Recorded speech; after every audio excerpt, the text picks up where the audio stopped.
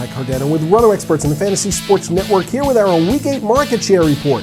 This is a segment where we're going to review the previous week's on-field action, highlighting the wide receivers that earned the most targets, the running backs that received the most carries. We're going to take a look at which players saw the most chances to score inside the red zone. And perhaps the most important term you're going to hear me use while analyzing these things is the phrase market share. This is simply a metric that we use to identify which players are getting the highest percentage of their team's play calling. And since we know that opportunity breeds success, well, it's something that you're going to want to be conscious of in your decision making. Now, in last week's leaderboard, you will once again see a number of difference makers in DraftKings lineups. The top 3 in targets were on the winning Millionaire Maker roster, and each of them were priced below $6,000. Roddy White led the league in targets with 15, and a late touchdown catch catapulted him into a big day. Sammy Watkins also caught a game-winning touchdown on his way to 36.2 points on 14 targets. Golden Tate closed out the top 3 with 34.4 DraftKings points on 13 targets. Now, the fourth wide receiver on the winning Millionaire Maker team was Demaryius Thomas, who converted 9 targets into 40.1 DraftKings points.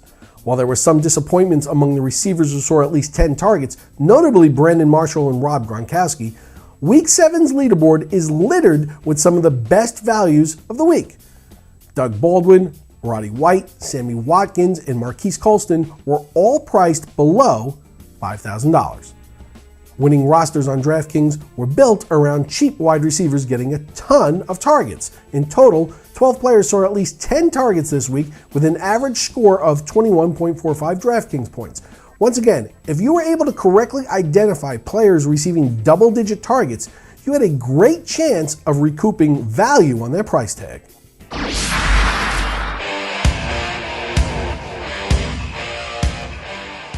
I must sound like a broken record by now as DeMarco Murray once again sits atop last week's leaderboard with 28 carries.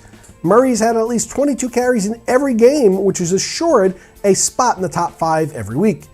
He once again topped 20 DraftKings points and remains one of the safest sources of points at the running back position. In total, 8 running backs topped 20 carries in Week 7, with those 8 averaging 20.6 points per game.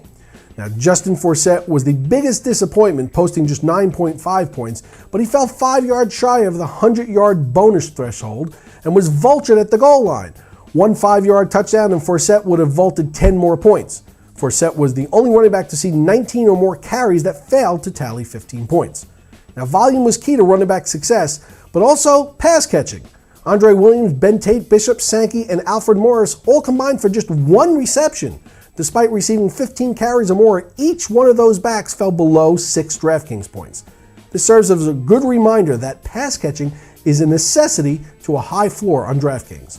In total, just 17 running backs saw at least 15 carries in Week 7, and this continues a trend of timeshare at the running back position in the NFL, and it places a bigger premium on predicting the opportunities.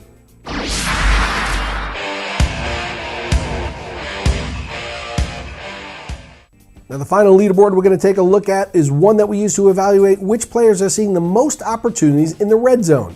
Now remember, a red zone opportunity is simply defined as a carry or a target on a play that starts inside the opponent's 20-yard line. Historically, these opportunities are more valuable the closer you get to the goal line, as touchdown rates increase with each yard closer to the opponent's end zone. Joique Bell led the way in Week 7 with 9 red zone opportunities, of which he converted just 1 into a touchdown.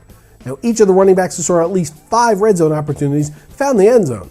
Andre Ellington was the only running back on the leaderboard who did not find the end zone, as his understudy, Stephon Taylor, scored twice, driving Ellington's owners nuts.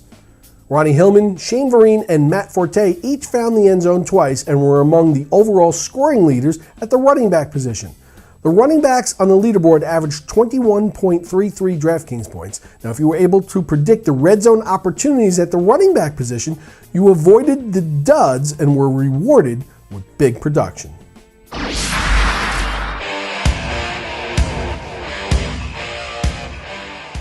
For a more in-depth analysis on market share leaders for the season, head on over to RotoExperts.com and sign up for the Daily Fantasy Football Package. Our experts Drew Dinkmeyer and Mike Leone get you ready each week with strategy articles, site-specific cheat sheets, and recommendations that highlight the top value plays each week and send you updated injury information right to your inbox with our lineup alerts feature.